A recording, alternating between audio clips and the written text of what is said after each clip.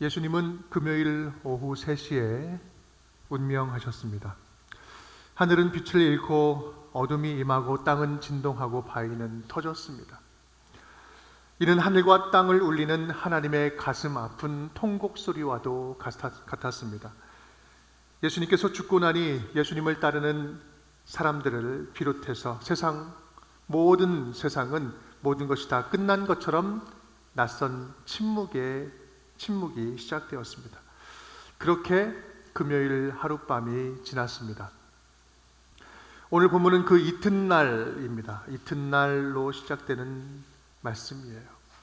준비일 다음 날이라고 표현을 하는데 그 날은 지금의 토요일과 같습니다. 예수님이 죽자 대제사장들과 바리새인들이 빌라도에게 찾아와서 요청을 합니다. 예수의 무덤을 봉인하고 경비병을 세워서 지켜달라고 요청을 합니다. 왜 그랬을까요?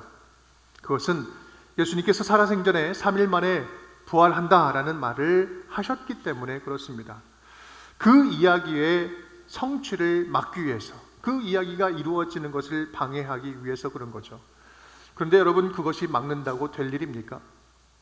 오늘 이후의 내용을 좀 줄거리를 보면 빌라도가 허락해서 무덤을 인봉하고 또 경비병을 세워서 무덤을 단단하게 지키게 합니다. 사람의 힘으로 부활을 조작하지 못하도록 장치를 마련한 것이지요. 그런데 여기에 아이러니가 있습니다. 성경은 이 에피소드를 분명하게 지금 똑바로 기록하고 있는데 마치 앞으로 모든 역사 속에서 모두가 다 똑똑히 바라보고 오래도록 기억하라고 보란듯이 기록하고 있습니다. 인봉하고 무덤을 지킨 그 결과, 든든하게 그 무덤을 지킨 결과가 어떻습니까? 부활을 감추려고 했던 일이지만 오히려 부활을 더 확실하게 증거하는, 증명하는 일이 된 거 아니겠습니까? 세상은 힘으로 억눌러서 진리를 감추려고 하고 권력으로 진실을 억압하고 권모술수로 조작하려고 하지만 예수님 안에 있는 진리는 그러면 그럴수록 더욱더 선명하게 드러나게 되는 것입니다. 여러분, 부활의 소문을 막기 위해서 그들이 했던 이런 행동과 계략들이 오히려 부활을 확증하는 증거가 된다는 사실이 얼마나 통쾌한 아이러니입니까? 그렇게 예수 그리스도 십자가의 진리는 감추면 감출수록, 가리면 가릴수록, 숨기면 숨길수록 더욱더 환하게 빛나는 선명한 복음이 되는 것이죠. 오늘 이 시간 십자가와 부활 그 사이에 있는 이 침묵의 때, 침묵의 메시지가 그렇게 저와 여러분을 다시 새롭게 하는 선명한 복음의 메시지로 들려질 수 있기를 주님의 이름으로 축복합니다. 대제사장들과 바리새인들, 그들은 그렇다면 왜 그렇게 예수 그리스도의 부활을 감추려 했을까? 그들은 무엇이 그토록 두려웠던 것일까? 그들의 일련의 행동들을 보면 그들의 그 의도와 행동에는 왠지 모를 두려움이 느껴집니다. 그들은 예수 그리스도를 적극적으로 거부한 자들이었어요. 단순히 믿지 않는 정도의 그런 불신이 아니라 절대로 안 믿기로 작정한 사람들이었죠. 더 나아가서 예수는 무조건 안 돼, 예수는 무조건 안 돼 라고 하는 식으로 핍박을 일삼는 대적자들이었습니다.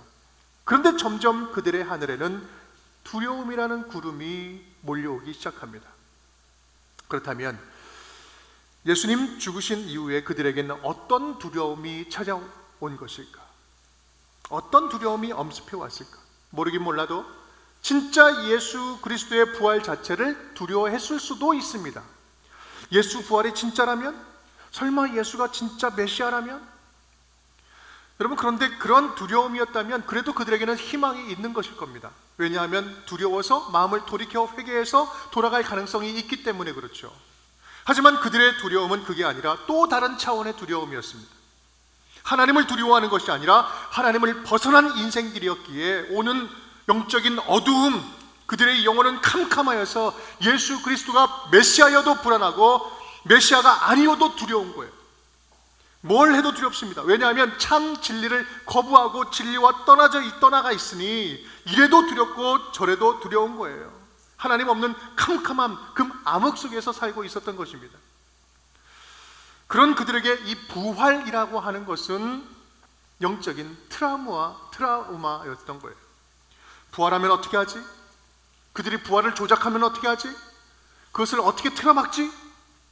예수 그리스도의 부활이 진리인지 진리가 아닌지는 중요하지 않고 어떻게 이것을 틀어막지? 부활을 감추지? 여기에 집중하고 있는 거예요. 그래서 그들이 무덤을 지키는 명분으로 내세운 것이 무엇이었습니까? 제자들이 시체를 훔쳐다가 부활했다고 조작하면 어떡하나? 그런 것이었죠. 진리가 없는 거짓된 사람들에게는요, 거짓과 속임수밖에 보이지 않아요. 거짓된 사람에게는 거짓밖에 안 보이는 거예요. 먼 눈에는 뭐밖에 안 보인다고 이야기를 하죠. 예수를 죽였으니 이제 모든 문제가 다 해결되었다 라고 생각했던 그들은 오히려 이제부터 본격적으로 마음이 쫓기고 불안하고 초조하고 두려워지기 시작합니다. 여러분, 우리는 이 지점에서 냉정하게 살펴봐야 합니다. 그들이 예수 그리스도의 부활의 사건 앞에서 진짜 두려워해야 할 것이 무엇이었을까? 진짜 두려워해야 할 것이 무엇이었을까요? 그들이 진짜 두려워해야 할 것은요, 주님께서 끝까지 주시는 이 회개의 기회를 놓쳐버리는 것. 회개의 기회를 놓쳐버리는 것, 여러분, 그것이 가장 두려워할 일 아니겠습니까? 사실 어쩌면 두려움이 몰려오는 그 순간들까지도 그들에게는 회개의 기회가 있었습니다. 하지만 그들은 회개치 않았죠. 오히려 그것을, 그 진리를, 그 사실을 덮기 위해 급급했어요. 마태복음 28장 12, 13절에 이렇게 말씀합니다. 그들이 장로들과 함께 모여 의논하고 군인들에게 돈을 많이 주며 이르되 너희는 말하기를 그의 제자들이 밤에 와서 우리가 잘 때에 그를 도둑질하여 갔다 하라. 거짓말을 시키는 거죠. 부활의 사건은 모두에게 열린 회개의 기회가 되는 사건이었던 것입니다. 아무리 심각한 죄인이라 할지라도 부활하신 예수 그리스도께 진정한 참된 진리 앞에 나와 회개하면 모두가 다 살 수 있는 것이죠. 하지만 눈이 가려지니 뻔한 진리도 분명한 정의도 보이지 않는 것이죠. 사람들은 부활의 기적을 보고도, 부활의 놀라운 기적을 눈으로 보고도 회개의 기회를 저버리고 영적인 죽음을 선택합니다. 여러분, 한번 볼까요? 예수님은 이 땅에 모든 자에게 구원의 기회를 주러 오셨습니다. 모든 자의 예외 없이 모든 자에게 구원의 기회를 주신 거예요. 삭개오 어떻습니까? 사람들에게 짐승 취급받던 세리 아니었어요? 하지만 주님은 나는 잃어버린 자를 찾아 구원하러 왔다라고 해서 그의 집에 들어갑니다. 구원하시죠. 기회를 주는 거예요. 가나바다 현장에서 잡혀온 여인은 어떻습니까? 다시는 가서 죄를 범치 말라. 다시는 가서 죄를 범치 말라. 다시 한번 기회를 주시잖아요. 십자가에 함께 달려서 회개하는 한쪽의 죄수에게 네가 오늘 나와 함께 낙원에 있으리라. 생의 마지막 순간에까지도 천국으로 옮겨주시는 것이 바로 하나님의 은혜의 사건이었어요. 예수 그리스도의 구속의 사건이었어요. 그런 것과 마찬가지로 예수님은 자기를 죽인 그 살인자들까지도 이 부활하는 모습을 보여주시면서, 그 사실을 드러내 보여주시면서 기회를 주고 계신 것 아니었습니까? 여러분, 저와 여러분이 진짜 두려워해야 할 것이 있다면 그것은 바로 우리가 주님 앞에 나아가 회개를 드리는, 회개의 기회를 잃어버리는 것, 이것이 가장 두려운 일입니다. 주님은 오늘도 기다리고 계십니다. 주님을 한참 떠났던 우리의 마음, 우리가 주님께 모아지지 않고 흩어졌던 우리들의 마음, 주님을 우리 인생의, 내 삶의 가장 첫 번째 자리에 두지 않았던 우리의 그 영적인 나태함, 그런 마음, 주님께서는 다시 한번 주님께서 부르셔서 우리에게 회개할 기회를 주고 계신 줄을 믿습니다. 여러분, 예수님 없이도, 하나님 없이도 살만하다는 생각처럼 위험한 생각은 없는 것입니다. 그런 면에서 볼 때 오늘 주님께서는 우리가 십자가 앞에서 어떻게 반응하기를 원하실까?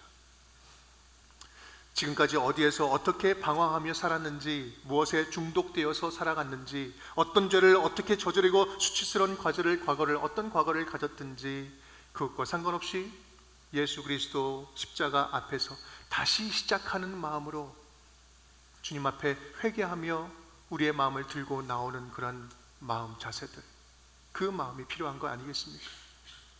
오늘 이 자리가 다시 한번 십자가 앞에서 우리의 삶을 모든 것을 내려놓고 온전히 주님 앞에 모든 죄악을 회개함으로 다시 한번 주님 앞에 정결케 되는 복된 은혜의 시간 되기를 간절히 축복합니다. 지금까지 잘못했으면 앞으로 잘하면 되는 것이고요, 지금까지 잘 해왔으면 앞으로 더 잘하면 되는 것입니다. 2025년 성금요일, 오늘 저와 여러분에게 이 시간이 우리의 마음을 주님께 돌이켜서 회개함으로 다시 한번 참된 생명력을 얻는 복된 시간 되기를 간절히 축복합니다. 예수님은 무덤에서 3일을 보내십니다. 철저한 침묵의 시간입니다. 그런데 그 침묵의 시간은 두려움이 이동하는 시간이었습니다. 이전까지는 예수님과 예수님을 따르는 그 제자들, 모든 사람들이 고통스럽고 두려웠던 시간들이었다면, 이제는 모든 게 멈출 것 같은 이 침묵의 시간에는 뭔가가 변화가 일어나는 시간이었어요. 두려워하던 자들은 평안을 얻는 반면에 승승장구하던 자들이 두려워지기 시작하고, 절망에 빠진 자들이 평안을 얻고 희망이 밝아오는 반면 권세를 부리는 자들이 불안해지기 시작합니다.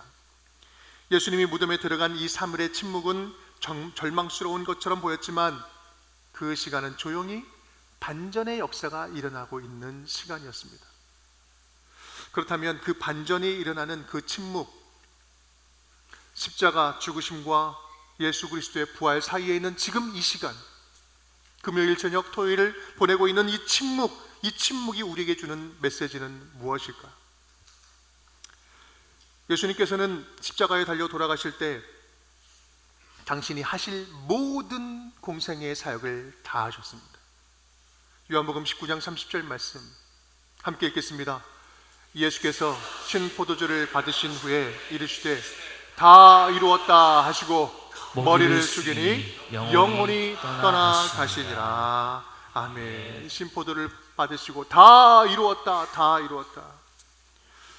예수님이 인간으로 오셔서 공생에 하실 일은 다 끝마치셨습니다. 다 완성하셨어요. 여러분, 근데 이 말은요, 나는 공생의 구속사 사역을 다 마쳤으니 이제는 너희가 해야 할 일이 남아있다. 나는 내가 해야 될 모든 일을 다 마쳤으니 이제부터는 너희가 해야 될 일이 있다. 공을 우리에게 넘겨주시는 거예요. 그런 의미가 담겨 있습니다. 주님이 하실 일, 십자가를 통하여서 구원하신 구원의 사역을 다 하셨으니 이제는 나도 예수님 따라서 십자가의 길을 걷겠습니다. 그 길이 진리의 길입니다. 예수님 따르는 길이 가장 안전한 길입니다. 예수님이 가신 길이 진리의 길이라면 비록 침묵이 흐른다 할지라도, 비록 아무런 변화나 지금 내 삶에 성과가 없다 할지라도, 지금 나 멈추어버린 것 같은 이 절망이 계속된다 할지라도 그 길 끝에는 반드시 부활 승리가 있는 줄 믿습니다. 십자가에서 부활로 이어지는 이 3일의 침묵의 시간, 반전의 역사가 잉태되는 이 침묵의 시간은 이제 우리의 이런 고백, 믿음의 고백이 다시 살아야 되는 귀한 복된 시간인 줄 믿습니다.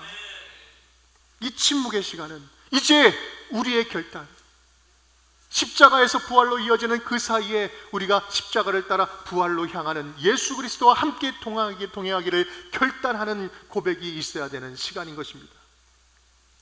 사랑하는 여러분, 십자가와 부활 사이에는 3일의 침묵이 있었습니다.